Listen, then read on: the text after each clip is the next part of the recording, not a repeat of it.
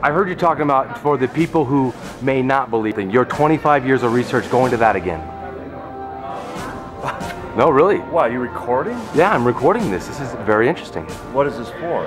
This is for personal YouTube world that we live in today, about the people who want or don't want to believe, and the people who've actually been the guy who's done some research. The research that you've done is behind you. Explain the most important thing that you could say. The research that we have done is throughout this entire museum. The research that we have done is in 4 best-selling books. The research we have done is in the motion picture Roswell.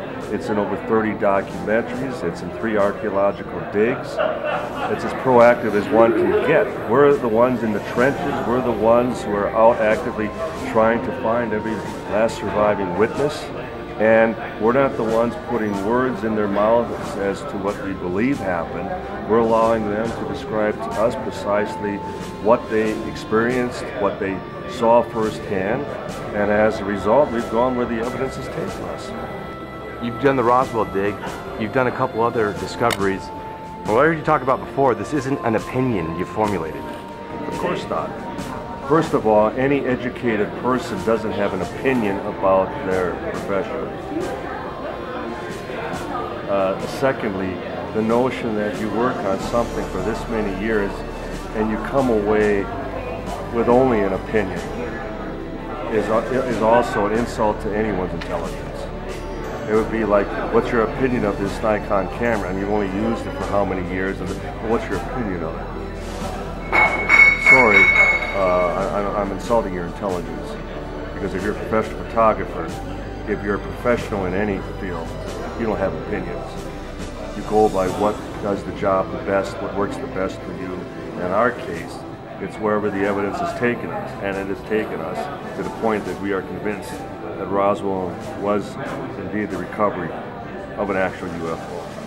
So indeed you have all these people who don't believe or want to make fun of what you do. I mean, what do you tell them? How do you present yourself to them to kind of open their mind? Don't care. Don't care. Don't care. So really, you're there for the people who know or believe or are on your. Not there for anybody. Okay. Okay. Not there for anybody. We're trying to solve this case. The case still remains fluid. We're proactively trying to come to some resolution as to the final nuts and bolts explanation based on what all the witnesses have described to us. There is a nuts and bolts solution, but it isn't a weather balloon, it isn't an airplane, it isn't a rocket, it isn't a broken arrow, atomic bomb.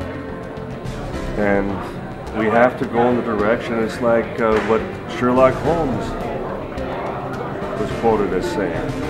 When you remove all the possibilities and all that remains is the impossible, you have to accept the impossible.